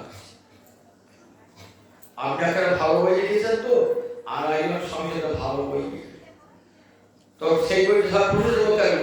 আপনার বইটার প্রশংসা নাই, তখন আমি কি করে ছোট করা যায়, তাকে না নানান রকম তার খুঁজে খুঁজে তার দোষগুলো খুঁজে খুঁজে বার করবে। একটা মানুষকে সমাজে পায় কি ভালো মানুষ, আর একটা ভালো মানুষ আছে তাকে অত প্রশংসা করেন না, সেই মানুষ কি করেন, ওই কি করেছে, এই দোষ আছে সেই দোষ আছে দেখি কি বলে, এটা কি বলে, এটা মাৎসর্য। মাৎসর্য এটা সাধু একটু থেকে যায়, যারা সাধু ভক্ত তাদের মধ্যে থেকে যায়, তারা কাম ক্রোধ লোভ মোহ মদ এই পাঁচটাকে ত্যাগ করতে পারে, কিন্তু মাৎসর্যকে ত্যাগ করা বড় কঠিন, বড় তার কত সাধনা তাই বলবে মাৎসর্য। কিন্তু ভাগবত পরমহংসেরা এই মাৎসর্যটাও তাদের অন্তরে নাই। অপরের উন্নতি মঙ্গল কল্যাণ দেখে তাদের মনে হিংসা হয় না, তারা কারো দোষ খুঁজে বেড়ান না। জগতে আমরা লোকের দোষ খুঁজে সিদ্ধান্ত তো দোষটাই খুঁজে খুঁজে বেড়াই। আমরা মাছির জাত, বক্সিতা প্রভাবিত মাছি কোথায় যা বলেন দেখি, যেখানে ঘা আছে, যেখানে পুজ আছে, রক্ত আছে, সেখানে মাছি ঘুরবে ঘুরবে। মক্সিকা প্রভাবিত মাছিরা কোথায় যায়, যেখানে ঘা আছে, পুজ আছে, রক্ত আছে, সেখানে মাছিরা ঘুরে বেড়ায়। আর মৌমাছি, মৌমাছি কোথায় যায়, মৌরাজ যেখানে মধুতে তারা কি করে, যেখানে মধু আছে সেখানে যায়। ঘুমটা তারা দেখে, ঘুমটা তারা দেখে। একটা লোক একটা দোকানে আতর বিক্রি করছে, আতর নাম বুঝলেন তো, সুইট সেন্ট খুব গন্ধ, আতর দামি গন্ধ। তা সে আতরটা বেরবার সবাই টাকায় শুকিয়ে দিচ্ছে, ও টাকা পায় না, ও বিনা পয়সা গেছে, ও 5টা বিক্রি হবে ঢুকাচ্ছে। আর সাধু বলছো না রাখো, ও তো বিনা পয়সাতেই সবাইকে শোকাচ্ছে, রাখো কত মানুষকে সুগন্ধ শোকাচ্ছে, তো গুণ আছে না। দেখেছো অসাধু সে ওর দোষটা খুঁজে বার করছে, আর সাধু ব্যক্তি ওর মধ্যেই গুণ আবিষ্কার করেছে। দেখেছো কত মান নিজের পয়সা খরচ করে আটটা শোকাচ্ছে। এতটুকু অসুয়া বোধে নাই। অসুয়া মানে কি বলবো, গুণের দোষাবিষ্কার, অসুয়া মানে কি, হিংসার চেয়েও বড় অসুয়া, হিংসার চেয়েও বড় অসুয়া। আমরা বলি অসুয়া মানে হিংসা, কিন্তু অসুয়ার হিংসা একলাই, কিন্তু অসুয়া হিংসার চেয়েও বড়। কিরকম অসুয়া, গুণের দোষাবিষ্কার, কারণ গুণের মধ্যে দোষ খুঁজে বেড়ায়, গুণের মধ্যে দোষ খুঁজে বেড়ায়। একবার আসো গুণের মধ্যে একটা লোক এত গুণে গুণান্বিত, লোকটা সব কিছু আছে না, কেউ জানো তো ও এত গুণী বলছে, এত প্রাণ প্রাণ বলছে, ওটা কি অসুবিধা আছে, ওইটাই দোষ আছে। শেষ আর তোমার সঙ্গে তার অন্তরে ওই ফুলটা খুঁজে বার করেছে। তাই মক্সিকা প্রমিচ্ছতি মধুচেচ্ছতি ঘোড়া। ভক্ত কেমন, ভক্ত ওই ভ্রম, তারা মধুটাই পান করে, ফুলের অন্য কোনো গুণ দেখে না, ফুলে মধু আছে এটাই তারা গ্রহণ করে। ফুলকে পোকায় খেয়েছে, অমুক খেয়েছে, এসব তারা লক্ষ্যই করে না, তারা ওই মধু থেকে মধু পানে দিয়ে মত্ত হয়ে রয়েছে। জগতে যারা অসাধু তারা পরের দোষ খুঁজে খুঁজে বেড়ায়, সাধু ব্যক্তিরা গুণ খুঁজে বেড়ায়। কারা, এই ভাগবত ভক্ত যারা, তারা কারো দোষ দেখেন না, সকলের দোষটাকেও তারা গুণ বলে মনে করেন, দোষের মধ্যে থেকে তারা গুণের আবিষ্কার করেন। তারা এমনই মহান এই জনের ধর্ম, এই ভাগবত ধর্ম। কিছু চাওয়া পাওয়া নাই, ভগবানের কাছে কিছু চাইবে না। আর একটা ছোট্ট উদাহরণ দিয়ে আমার বক্তব্য শেষ করব। গৌরাঙ্গ লীলায় আপনারা শুনেছেন তো খোলা বেচার শ্রীধরের কথা। খোলা বেচা মানে কলার খোলা, কলার পেটি, কলার পাতা, সে গরিব মানুষ এটাই সে বিক্রি করত বাজারে বসে বসে। মহাপ্রভু বাজার করতে গিয়ে ঘুরে ঘুরে ওই শ্রীধরের কাছে যেত। শ্রীধর খুব মহাপ্রভু ভক্তি করতেন, ব্রাহ্মণ দেবতী যে গঙ্গায় খুব ভক্তি। ঠাকুর এসেছেন, একটা ঠোঁট দিলাম, আজকে টাকা লাগবে না, ঠোঁট দিলাম, এক দুটো কলার পাতা দিলাম, পয়সা লাগবে না, এক টক মোচা দিলাম, পয়সা লাগবে না। আর কিছু দিতে পারে, এই পয়সা নেন, কিছু পয়সা দিতে হবে। মহাপ্রভু কে দিতেন, পয়সা দিতেন না। ঠাকুর এই বাজারে এত পয়সারি, আর তুমি বলো আমার কাছে ঘুরঘুর ঘুরঘুর করছিস, আমার আর তো কলা দিচ্ছি, কলা ফল দিচ্ছি, মোচা দিচ্ছি, বহু বাজার, আমার কাছে আসে কেন? চিনতে পারছেন না? মোর জোগানিয়া বহু নাই ছাড়িয়া। আমাকে যারা চিরদিন জিনিস বেচে, আমি তাদেরকে কোনোদিন ছাড়তে পারি না। তো তুই তো যুগে যুগে আমাকে ফল মোচা কলা দিস, তুমি ছাড়তে পারি? এটা বুঝতে পারতো না।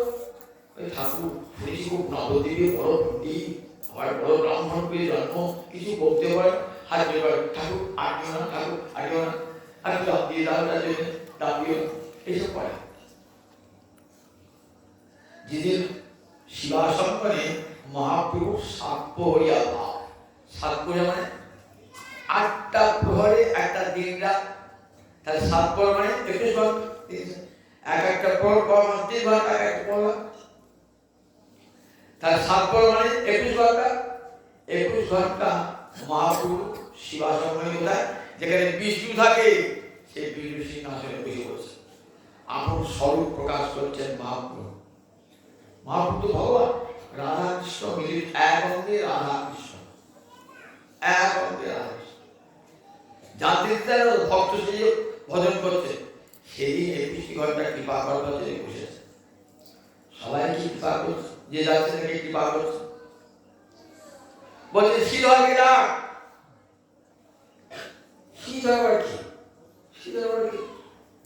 নামী লোকের সবাই আগে আগে ছিলেন, কিন্তু শ্রীধর তো নামী লোক নয়। সে থোর বেছে, সে কলা বেছে, মোচা বেছে। যদি ধানের আলু কম থাকতো তাহলে চিনল কি? কোনো মেয়ে থাকে চিনত নাকি? সামান্য কলার কথা আর থোর মোচা বাজারে এক করে বসে বিক্রি করে, তাকে কে চিনবে? বাড়িতে খড়ে খড়ে মাথার চালে খড় নেই, ফুটো জল পড়ছে, মাটির দেওয়াল ভেসে পড়ছে, সেইটাই থাকে গরিব মানুষ। আর গঙ্গার খুব ভক্তি, গঙ্গা জাতি খুব বাজে হয় না, সেগুলো অর্ধেক গঙ্গার সেবায় লাগে যায়, আর দেখি সাধু বৈষ্ণবের সেবায় বাকি দিয়ে গ্রহণ করে। এত পরম ধার্মিক। আদিবারাত্র হরে কৃষ্ণ কৃষ্ণ কৃষ্ণ হরে হরে, হরে রাম রাম রাম। পাশের প্রতিবেশীটা ঘুমোতে পারে না, কি বলতো? দেখো বেটার পেটে ভাত পড়ে নাই তো, তাই সারা জায়গাতে নাম করছে পাশাপাশি। এমন সব ব্রাহ্মণ দেখেছেন তো, কেমন সব ব্রাহ্মণ দেখবে একবার। বলছেন বেটার পেটে চাষা, ওর পেটে ভাত পড়ে নাই, ঘরের চাল নাই, আর রাত্রি ভোরের খাঁজ বাজে হাঁটিয়ে করছে, সবাই ঘুমানিয়ে দিচ্ছে। খেতে পায় না তো, রাত্রে জেগে থাকে, খেতে পায়, আর 2 নম্বর এসব বলতে পারি। বৈষ্ণবদের শক্তি দেবতাদেরও নাই। বৈষ্ণব চিন্তি শক্তি দেবেরও অসাধ্য, দেবতারাও চিনতে পারেন না বৈষ্ণবকে। শ্রীধর তখন খুঁজতে খুঁজতে সব শিবাজ পণ্ডিত সঙ্গভবনী খুঁজে, কোথায় কোথায় শ্রীধর, কোথায় শ্রীধর, কোথায় রোজ ওই লোকটা মনে হয় শ্রীধর বলে, যে ভাঙা বাড়ি দেখি না, খড়ের চাল ফুটো, ওই লোকটা মনে হয় শ্রীধর। দেখো কেউ নাই, রাত্রি খঞ্জে বেশি হয়রান করছে, একটা খঞ্জে পুঁজি আর দুটো কলার পাতা, কলার থোক নিয়ে থাকে। তোমার নাম শ্রীধর? হ্যাঁ। ওরে বাপরে, কত বড় পণ্ডিত, কত বড় নামী লোক, আমিও যাবো, আমার যাবার কথা, আমি যাবো। চলো, প্রভুর আদেশ হয়েছে, তোমাকে যেতে হবে। চ্যান তোলা করে চলে গেল। মহাপ্রভু কার সামনে গেছে না, কি দেখছেন? তার উপাস্য দেবতা মুরলী মোহনে গোবিন্দ রাজা, গৌর বিদ্যার ঔদ্ধত্য যুক্ত মহাপুরুষের নাম দেশের পুরে মহান কিশোর আইছে ওই বাবা নবদ্বীপ আমার কাছে কতদিন থোর পোষা নিয়েছেন, দাম দিয়েছি আমি হাত থেকে কেটে দিতাম। আমার আরাধ্য দেবতা গোবিন্দ বলতে আমি তুই যে গঙ্গার উপাসনা করিস না, তুই সেই গঙ্গার বাপ। ঠাকুর কি বলছি গঙ্গার বাপ কানে আঙুলি দিল, সত্যি তো গঙ্গার বাপ। গঙ্গা করতে গেছে গোবিন্দের চরণ, সেই গোবিন্দের যে গৌর হয়ে যায় চিনতে পেরেছে। আমি যার উপাসনা করি গঙ্গা, সেই গঙ্গার বাপি ওঠেন আমার আরাধ্য দেবতা পুরাণী মহান কৃষ্ণ। কি বিবল শ্রীধর, তোর কাছে অনেক থোর মোচা কলা খেয়েছি, আর যা চাইবি তাই, যা যা খেয়েছি সেসব ধার শোধ করবো, তার তো অনেক বেশি কি বল। শ্রীধরের গুণানি যত ধারা, মহাপুরুষ দর্শন করে গুণানি যত ধারা হয়ে চলেছে। হাত বুঝে অনেকক্ষণ পরে বলছে, প্রভু অনেক ঠকিয়েছ আমাকে, আর আমাকে ঠকাতে পারবে না। অনেক বঞ্চনা করেছে প্রভু, আর আমি বঞ্চিত হতে রাজি নাই প্রভু। আমার কাছে কিছু নিবি না, আমাকে দর্শন করবি তো কিছু চায় নিবি না। দেখেন গোটা বিশ্বে সবাই 14 উপরে সবাই আমার কাছে আছে, টাকা দাও, ধন দাও, দৌলত দাও, পয়সা দাও, সবাই চাইছে, তুই কিছু নিবি না? বলি না, সে যে যায় চায় আমি চাই না প্রভু। তুই কি নিবি? আমি কিছু না প্রভু, কিছু নিবি না? কিছু না নিলে তোমার অপমান হবে না? নাম না বলছি বারবার, কিছু না নিলে তোমার অপমান হবে না? না প্রভু, আমার আরাধ্য ভগবান, আমি তো তোমাকে মান দিতে পারি না, তোমার কখনো অপমান করবো না প্রভু। নাও না বলছো, কি প্রার্থনা করেছে শেষ প্রভু বেশ একটা জিনিস দাও, যে ব্রাহ্মণ কালিয়েন মোর খোলা পা, সেই ব্রাহ্মণ জন্মে জন্মে হোক মোর না। যে ব্রাহ্মণ মোর শোনে করিল বন্দর, মোর প্রভু হোক তার চরণ যুগা। এই প্রার্থনা পূরণ করো। যে ব্রাহ্মণ কালিয়েন মোর খোলা পা, কলার খোলা কলার পাতা, যে ব্রাহ্মণ আমার কাছে কে নিয়েছেন, জন্মে জন্মে যেন আমি তার সেবা করতে পারি।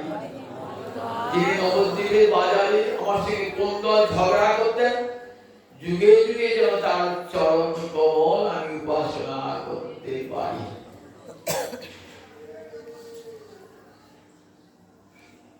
শ্রীধর ওই মূর্তি দর্শন করে পাগল হয়ে গেল। শ্রীধর মহাপ্রভু যখন সন্ন্যাস গ্রহণ করেছেন না, চলে গেছেন, তো এই কথাটা ভালো করে শুনতে পারে না শ্রীধর। মনে ভাবছেন কেন আর আসে না আমার ঠাকুরটি, আমার সঙ্গে রোজ ঝগড়া করতো, ফলকে নিত, মোজাকে নিত, তাকাতাকি করে, জিনিসপত্র বিক্রি হবে না হোক, ওই ঠাকুরটি কখন আসবে, ঠাকুরটি কখন আসবে, ওই ঠাকুরটি আমার মন প্রাণ সব পেরেছে, কখন ঠাকুরটি আসবে, কখন ঠাকুরটি আসবে, তাকে থাকতো। বাজারে মাল বিক্রি হোক আর না হোক, আসে না কেন, আসে না কেন। একদিন জিজ্ঞেস করে যাবো, সেই ঠাকুরটি দেখতে সুন্দর, ঠাকুরটি একবারে এমন রূপ, ওই ঠাকুরটা আসে না কেন। জানো না শ্রীধর, উনি আর নবদ্বীপে দাঁড়িয়ে কোথায়, উনি গেছেন পুরী ধামে, চলে গিয়ে সন্ন্যাস করবে, সন্ন্যাস করবে, নয়নজলে ভাসছে, নয়নজলে ভাসছে। আমার প্রভু চলে গেলেন, সেবা করবার সুযোগ যখন এলো তখন তিনি চলে গেলেন। কি করে যাওয়া যায়, গরিব মানুষ যাবো কার সঙ্গে, পুরীকে দিয়ে পয়সা করে যাবো কার সঙ্গে। শুনলেন গৌর দেশে সব নীলাচলে যাবে, রথযাত্রার আগে। শ্রীধর গেছেন, মাথায় গিয়ে থোর মোচা গলা মাথায় করে শ্রীধর চলেছে।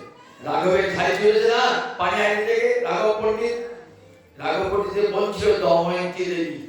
দেখুন নারীকে অপমানের কথা বলছিলাম তো, আর এখন দময়ন্তী দেবী মহাপুরুষ সন্ন্যাস করে মহাপুরুষ জগৎকে দেখাবার জন্য সন্ন্যাস দেওয়া করে কষ্টতা পালন করেছিলেন। কিন্তু কত ভালোবাসত দময়ন্তী, প্রতিদিন ওই আমার মহাপ্রভু কি কি কি খেতে ভালোবাসে, মহাপ্রভু তাদের শিরির নাড়ু, নারকেলের নাড়ু, তারপরে আমার ক্ষীরের নারকেল, কত প্রকার ক্ষীরের নাড়ু, কত প্রকার নাড়ু তৈরি করে গেছে।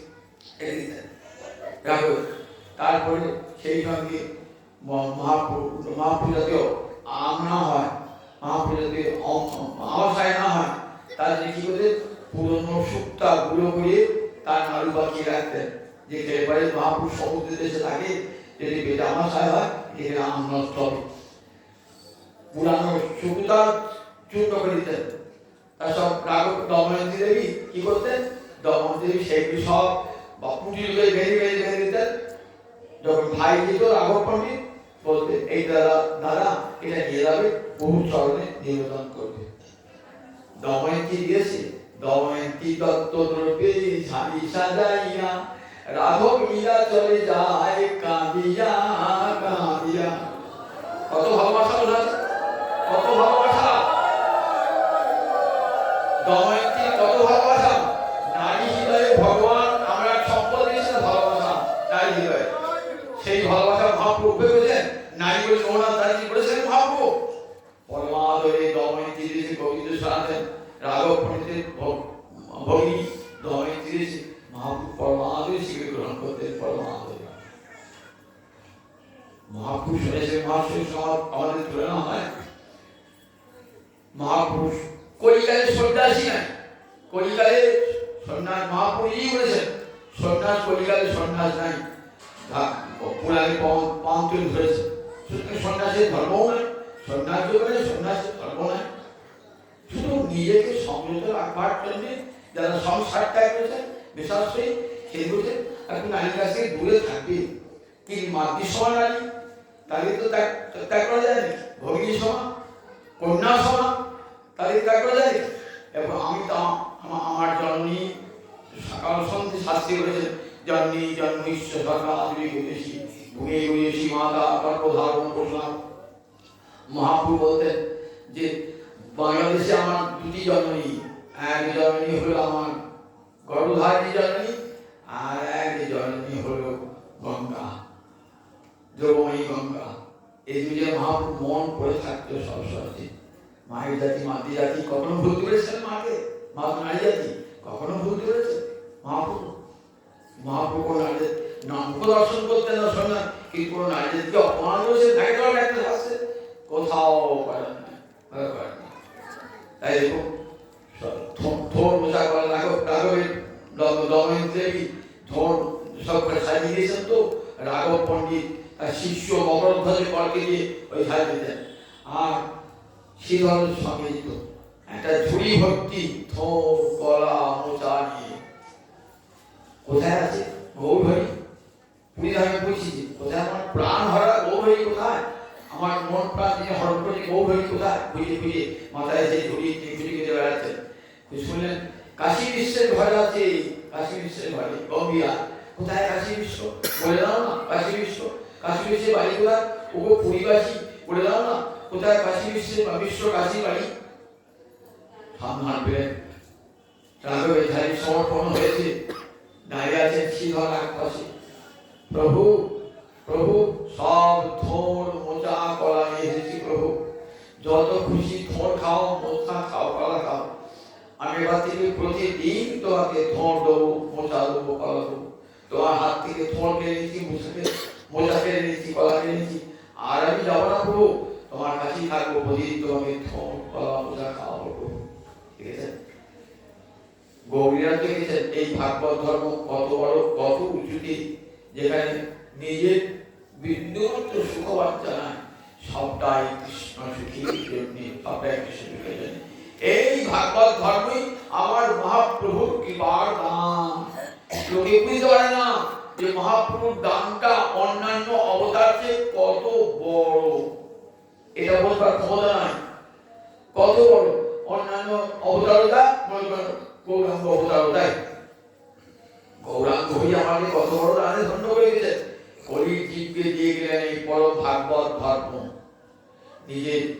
নিজে আচরণ করে জগৎজীবকে শেখালেন সেই ধর্ম।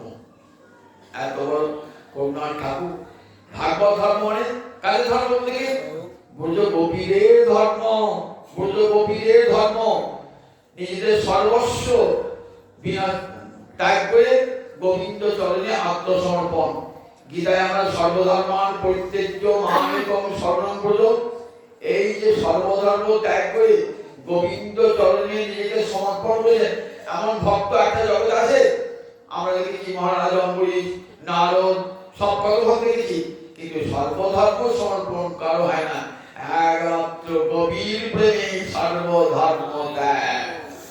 তাই গোপীরা জগতের উচ্চ আদর্শ হয়েছেন গোপীরা। আমাদের ধর্ম তো সেই গোপীদেরই ধর্ম। যে রাধারানী নারীশ্রেষ্ঠা রাধারানী, তারই ধর্ম অনুসরণ করে জগতে কেউ নারীকে অপমান করতে পারে? রাধারানী অপ্রসন্ন হবে না? রাধারানী অপ্রসন্ন হবে না? রাধারানী রাধারানী আমার নারী হতে পারে নাকি? রাধা তো নারী, রাধাকে অপ্রসন্ন হবে না? যদি কোনো নারী জাতিকে অপমান করা অসম্মান করা হয়, তাহলে আমার রাধারানীকে অপমান করা অসম্মান করা হয়। দেখুন সেই আমার মহাপ্রভু করুণা ঠাকুর দিয়ে গেলেন সেই ভাগবত ধর্ম সকলকে, বলে এই ধর্ম সকলে, ব্রাহ্মণ ক্ষত্রিয় বৈশ্য শূদ্র নর নারী সকলের এই ধর্ম। বসে বসে ভাগবতের কথা শুনুন আর নিজের হৃদয় মন সব ভালোবাসা গোবিন্দ চরণে অর্পণ করে দাও। তিনি জগৎপতি, যদি ভালোবাসতে হয় ওই জগৎপতিকে ভালোবাসো একমাত্র। এটাকে না বলে না এই সতী নারী কয়টি পতি? দুটি পতি। একটি যাকে এই জগতের লোক প্রতিবরণ করেছেন, এ তো বাকি। কিন্তু এই পতি ভক্তি কেন? ওই জগৎপতিকে পাওয়ার জন্যই ভক্তি। যতদিন জগৎপতিকে না পাচ্ছি ততদিন এই জগতের পতিকে ভজবো। যেদিন পেয়ে যাবো সেদিন পতি ত্যাগ।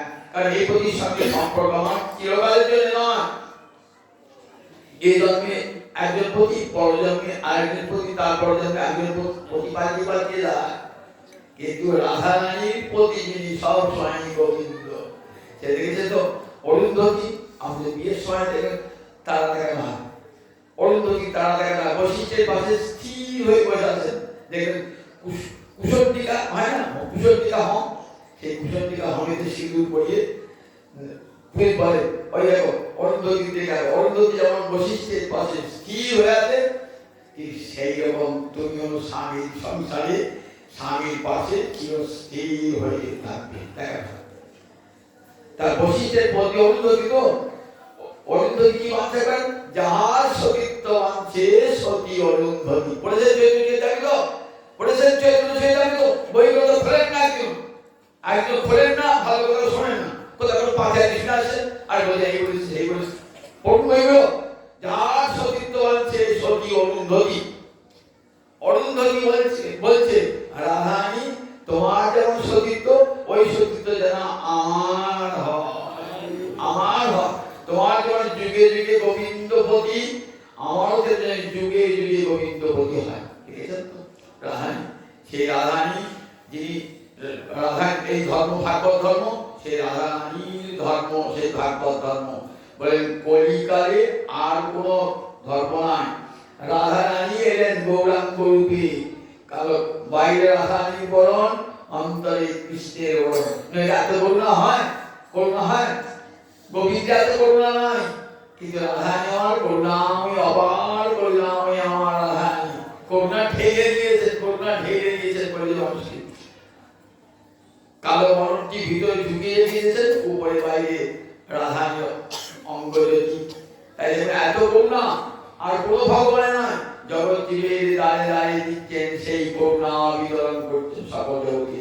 বলছেন পরিবারের মানুষ তোদের মায়ের যেমন ভালোবাসা থাকবে, নিজের সব, যে ছেলেটা কিছু উপায় করতে পারে না, যে ছেলে চাকরি বাকরি নাই, যে ছেলে সংসারটা বড়, মায়েদের দেখবেন ভালোবাসা ছেড়ে দিতেই যায়, সব যায়।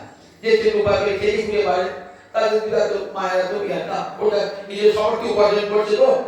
তাই সত্য যেটা দাপড় বলি, মায়ের চারটি সন্তান, ভগবান চারটি সন্তান, বা সত্য যেটা দাপড়, এই তিন যুগে তো সাধন সামর্থ্য আছে, ওটা খেলে খুলে খেতে পারবে।